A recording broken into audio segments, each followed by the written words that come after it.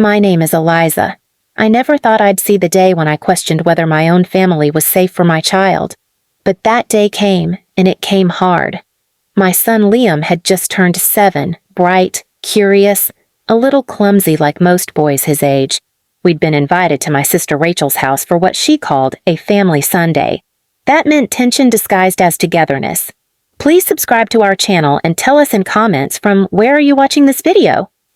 Rachel was always controlled, polished, perfect, always dressed like she was auditioning to be a senator's wife, and my mother, her loyal cheerleader, acted like Rachel's word was divine scripture. As for me, I was the one who made messy choices. I didn't marry rich. I worked 2 jobs. I wasn't graceful enough, obedient enough, or rich enough, but I was a good mother. I knew that much. That Sunday, the house smelled like lemon cleaner and disdain. We walked in and Rachel greeted us with a thin smile. "Shoes off, please. I just had the floors waxed." I took off my heels. Liam, barefoot, held his little sketch pad close. He loved drawing dinosaurs. We were all gathered in her pristine white living room when it happened. Rachel served lemonade in delicate glasses and handed one to Liam. He reached with both hands, careful, but his foot slid on the tile and the glass tumbled from his fingers. It shattered, and the lemonade splattered across Rachel's glossy floor. The room froze. Liam's eyes widened in horror. He immediately muttered, "I'm sorry. I didn't mean—" Rachel stood, silent. Then she looked at me, and her smile was so tight it shook. "Control your child." I stepped forward, but before I could speak, she turned to Liam. "Do you know what we do in this house when someone disrespects hard work?" she asked. I stared, confused. "Rachel, it was an accident." She ignored me. She grabbed a paper towel, dropped it on the floor, then looked directly at my son. "Clean it. With your tongue." I thought she was joking. I actually laughed a dry, shocked bark of a sound. "What?" Rachel's voice sharpened like ice. "He disrespected this house. He disrespected me." Liam was frozen in place, trembling. "Absolutely not," I said, stepping between them. "He's a child." Then came my mother's voice from the couch. "Eliza, don't interfere. Rachel's teaching him accountability. It's just respect." My heart stopped. "Respect?" I choked out. "She's not wrong," my mother said, sipping her tea. "If you were stricter, he wouldn't be so careless." I bent down to Liam, scooped him into my arms. His face was pale. He was shaking. "We're leaving," I said. Rachel's voice followed me as I walked to the door. "Run away, as always. No wonder you're still alone." I didn't answer. I couldn't. I was holding back tears so thick I could barely see the doorknob. That night, Liam wouldn't speak. He just kept drawing. That night's sketch was a monster with my sister's hair. The next morning, I called my mother. I asked her flat out if she thought it was okay to make a child lick the floor. Her answer? "Eliza, you overreacted. You always do. Maybe if you learned some humility like Rachel, you'd be better off." I hung up. Then I cried in the bathroom for over an hour while Liam built a fort in the living room. I realized something in that moment. My family had no idea who I really was, but they were about to find out. And this time, I wouldn't raise my voice. I wouldn't scream. I wouldn't plead. I'd plan. Silently, strategically. Because when you've been dismissed, humiliated, and told that your child deserves punishment for an accident, you don't just walk away. You rise, and you watch them fall without even raising your hand. 3 weeks. That's how long I went without speaking to my mother or my sister. 3 weeks of silence, not a single call, not a single reply. I wasn't ignoring them, I was watching. Quietly, closely. While they thought I was licking my wounds, I was learning their patterns. Rachel, as it turned out, had just started her little etiquette coaching business, something she bragged about endlessly on Instagram. "Refining families one household at a time," her tagline read. I watched her videos, fake smiles, performative grace, and 1,000 rules about how to pour tea or address elders. It was a circus act, and her followers believed every bit of it. But here's what they didn't know. She had no license, no certification, no legal paperwork to operate as a consultant.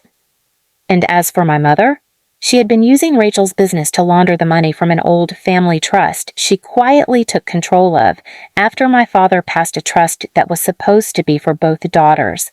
I discovered this while quietly reviewing the dusty folder of legal papers I'd stashed years ago. Turns out my mother had transferred everything to Rachel's name the year I had Liam. My stomach turned. The humiliation wasn't the beginning. It was just the final knife.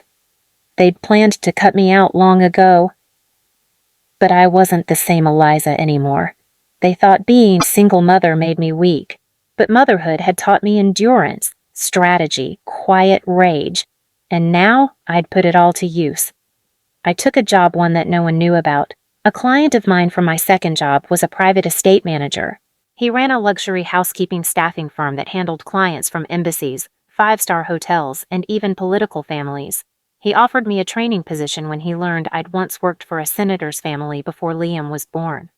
I accepted. For 6 weeks, I worked in silence, learned every detail of elite household operations, staffing, schedules, security, policy. Then, I started fielding calls from clients directly. That's when I saw a familiar name. The Beaumont Gala, hosted by Rachel L. Whitmore. She had booked elite waitstaff for a high society event, and guess who now had access to their profiles? I switched 2 profiles. One of the girls I swapped in was my best friend, Naomi, trained, discreet, and sharp as a whip. The other was a real etiquette coach whose license Rachel had stolen years ago to copy her course material. I found her on LinkedIn. She was bitter, and she was eager. I paid both of them myself. The night of the Beaumont Gala, Rachel stood at the center of a crowd of influencers, judges, minor celebrities, and socialites. She wore a cream-colored gown and gave a long, flowery speech about integrity in the home. 10 minutes later, Naomi served her a glass of wine and deliberately spilled it across her dress. Rachel gasped. Gasps echoed. Phones came out. But it didn't stop there. The real etiquette coach stepped forward and asked loudly, "Isn't it interesting how someone preaches about integrity when they stole every line of their business from my copyrighted manual?" Someone gasped. Someone else whispered, "Wait, isn't she unlicensed?" Then Naomi accidentally dropped the catering binder in the middle of the floor. Inside were printouts I had collected Rachel's emails, her fraudulent certifications, and bank records from my mother's trust laundering. It was a mess. Rachel tried to scream. My mother rushed in, hissing at me on the sidelines, "You little snake!" I just looked at her and said calmly, "It's just respect." She went pale. For the first time in my life, she had nothing to say.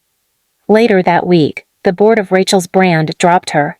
The real etiquette coach filed a legal case. My mother lost access to the trust, and not a single person knew I was behind it.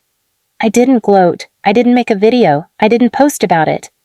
Instead, I enrolled Liam in a quiet creative art school. I started a small coaching circle for mothers like me, women who had been called too emotional, too much, too soft. We met weekly, supported each other, and taught our kids that respect is earned, not enforced through shame. I never once forced Rachel or my mother to apologize. I didn't need to. They watched their reputation burn slowly, silently, and knew exactly who had lit the match. It was months before I saw my mother or sister again. Rachel had vanished from the public scene after the gala scandal. Her business was dissolved. The real etiquette coach pursued her for damages, and the press had already labeled her a social fraud. My mother retreated too, hiding behind closed blinds and whispered excuses in the community she once ruled with a saccharine smile. But I hadn't forgotten, and I hadn't forgiven. Then came Liam's school art exhibit. He had been working on a sculpture for weeks. I never asked what it was. I wanted to be surprised. On the day of the show, the small auditorium was packed with proud parents, teachers, and bright-eyed children. I stood in the back, quiet, letting him take his moment. When it was Liam's turn, he walked up nervously, cleared his throat, and removed the cloth from his piece. It was a bowl, but not just any bowl. It was cracked with golden veins running through it. He called it forgiven, but not forgotten. "I dropped this bowl by accident," Liam explained, voice soft but steady. And my teacher told me about kintsugi, a way to fix broken things by filling them with gold, so the cracks become part of the story, not a flaw. The room was silent. He continued, "My mom always told me that people try to make you feel small when they're scared of your light. But she said, we don't get revenge by becoming them. We get even by remembering who we are." I cried, quietly, not just for what he said, but for how far he had come, how far I had come. When the exhibit ended, I found a quiet spot outside with Liam, who sat on the steps beside me, swinging his legs. That's when a car pulled up. My mother and Rachel stepped out dressed plainly, no makeup, no entourage. My mother held something in her hands, an envelope. She approached me like a stranger walking toward a cliff. "Eliza," she said, eyes tight. "We wanted to apologize." Rachel looked down, fidgeting with her bracelet. For once, she had no retort, no clever insult. I took the envelope and opened it slowly. Inside was a letter handwritten. It wasn't perfect, it wasn't full of deep insight, but it said 3 words I had waited my whole life to hear. We were wrong. They asked if there was any way to move forward, and I told them, there is, but it starts with your hands, not your words. The next week, they came to the community library I volunteered at, not for show, but to work. My mother dusted books. Rachel helped fix shelves. No cameras, no makeup, no excuses. I didn't post about it. I didn't make it part of my image. But I watched, closely, quietly.